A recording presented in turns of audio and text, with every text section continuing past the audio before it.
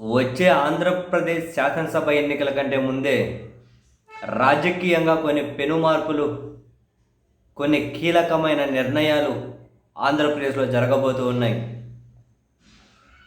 అందులో అత్యంత ముఖ్యమైనది నియోజకవర్గాల పెంపు.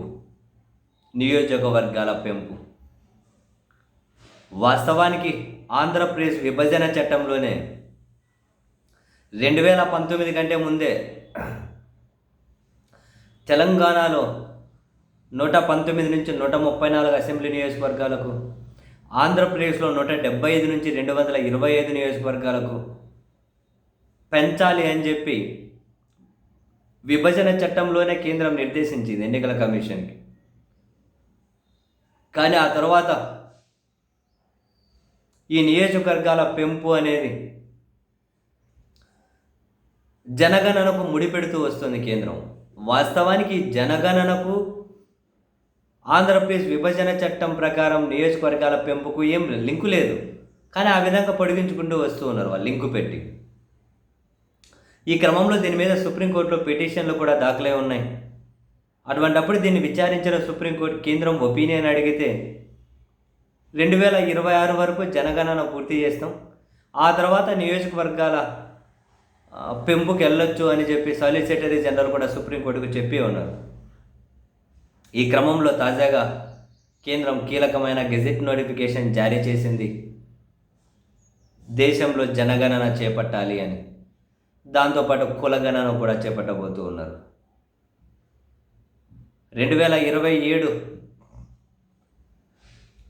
ప్రారంభమయ్యేలోపు దేశంలో జనగణన పూర్తి చేయబోతూ ఉన్నారు.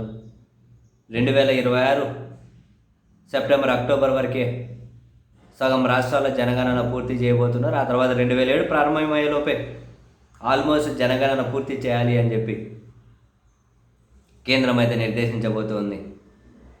ఆంధ్రప్రదేశ్ శాసనసభ నియోజకవర్గాల పెంపే కాదు, దేశవ్యాప్తంగా పార్లమెంటు నియోజకవర్గాల పెంపుకు కూడా డెఫినెట్లీ కేంద్రం వెళ్తుంది.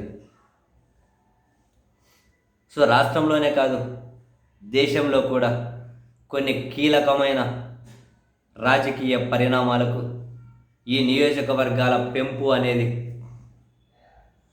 కారణం కాబోతూ ఉంది. అండ్ అదేవిధంగానే ఎస్సీ ఎస్టీ నియోజకవర్గాల పునర్విభజన కూడా ఏమైనా జరగబోతూ ఉందా, అంటే ఈ నియోజకవర్గాలు మళ్ళీ ఏమైనా షఫుల్ కాబోతూ ఉన్నాయా? బై డిఫాల్ట్గా నియోజకవర్గాల పెంపు అనేది జరిగితే ఆ నిర్ణయం కూడా జరగచ్చేమో. మొత్తం మీద చాలా చాలా కీలకమైన రాజకీయ పరిణామాలు రాబోయే రోజుల్లో ఆంధ్రప్రదేశ్లో అయితే చోటు చేసుకోబోతూ ఉన్నాయి.